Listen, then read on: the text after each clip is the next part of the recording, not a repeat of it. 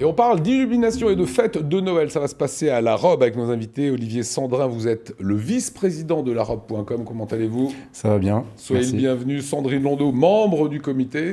Vous avez un institut de beauté aussi à La Robe. Alors, Alsace 20, c'est toute l'Alsace. Hein. Au fin fond du Sungo, à Lauterbourg, on ne sait pas ce que c'est que La Robe. C'est quoi La Robe?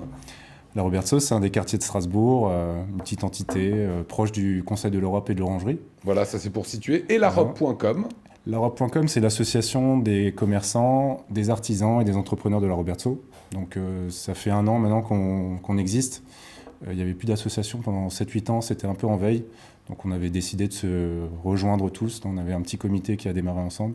Et aujourd'hui, on a fédéré jusqu'à 90 adhérents déjà en 1 an. Donc pas mal. Bonne activité. Et Sandrine, comment est née l'idée de faire cette grande fête de Noël demain, 17h30, devant le tram Beuclin? C'est une dynamique. On a besoin déjà de faire des choses et puis de montrer aux Robertsoviens qu'il y a du mouvement et qu'on est là pour eux et pour leur faire plaisir. Voilà, parce qu'il faut ramener du monde quand même. Hein. Il y a des milliers, voire des millions de personnes qui vont au centre-ville, dans les grandes villes alsaciennes. Et vous, dans ce petit quartier, il faut drainer du monde. Comment vous allez faire pour avoir plein de monde demain, à part par Alsace 20? On est déjà dans l'esprit ville-village, donc l'esprit de là, c'est que les gens se connaissent, ils se disent beaucoup de choses entre nous.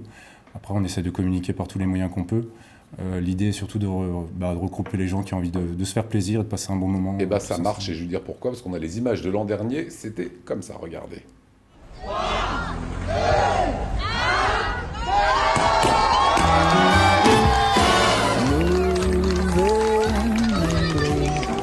Did you hear something from the chimney? I will keep you warm as soon as you remove that snow. Merci à vous. Bonne soirée. Et à très bientôt. Bienvenue à l'allez-y. Profitez de la soirée. Moi j'aime bien parce que vous bloquez complètement la rue en plus. Hein. On le fait, on se permet.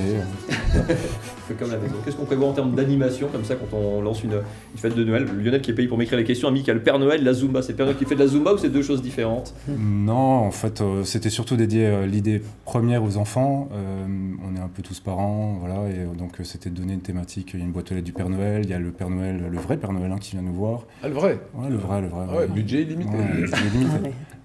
Des sapins à décorer, un concours de dessin, plein de belles choses pour les enfants. La boîte aux lettres du Père Noël. La boîte aux lettres du Père Noël. Donc on écrit son petit mot. C'est ça. Non, on peut même faire un concours de dessin. On a prévu tout ce qu'il faut pour que les enfants puissent faire. S'ils viennent avec, c'est tant mieux. Hein. Mais il y aura un atelier dessin et il y aura une magnifique boîte aux lettres du Père Noël. Voilà, illumination qui se développe par rapport à l'an passé, Sandrine Olivier. Ouais, donc l'année dernière, en fait, c'était notre première. L'association s'est créée en octobre 2018 et on a tout de suite fait notre première animation. C'était le premier Noël, la première édition dont vous avez vu les images. Et on a payé, donc on a cotisé pour financer cette première illumination. On rajoute... Pardon, c'est un peu comme au centre-ville. Hein. Les illuminations, c'est. Alors, je ne sais pas si la ville prend une part, mais c'est souvent les commerçants qui alimentent et qui prennent en charge une partie des illuminations. On remercie totalement. Donc la ville est complètement partenaire dans l'opération. On a vu Pierre Bardet l'an dernier. Les vitrines de Strasbourg qui nous aident et qui nous épaulent, on les remercie. Hein, je veux dire, grâce à eux, là aussi, on a des aides, on a des tuyaux qui existent, plein de choses qui se font. Donc ils sont complètement avec nous. Des autorisations administratives, ce qu'on a dit avant, on a bloqué la route notamment pour enclencher tout ça. Mais ce sont les commerçants qui financent les. Et c'est les commerçants qui payent la quasi-totalité. Donc l'esprit aujourd'hui, c'est les gens de l'association larobe.com, hein, donc c'est ces commerçants-là et ces entrepreneurs-là qui payent. On ajoute donc 2 illuminations traversées de rue supplémentaires au centre, place du corps de garde et au niveau du collège Jules Hoffmann. Et on ajoute également 14 candélabres, donc c'est des éclairages de poteaux designés par Pierre Bardet, donc c'est lui en fait qui nous a... connaît.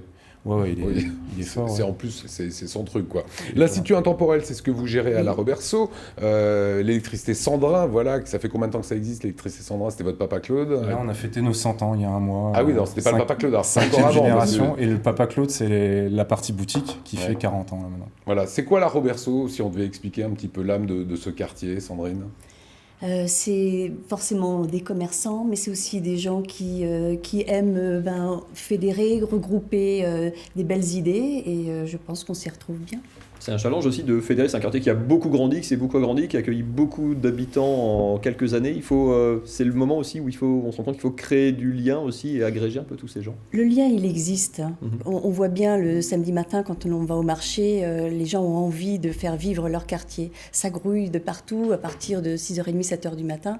Donc ils ont envie de faire vivre leurs commerçants et c'est tant mieux pour nous. Voilà, ça va se passer demain à partir de 17h30. C'est au square Beuclin, c'est donc juste au niveau du métro, du tram Beuclin.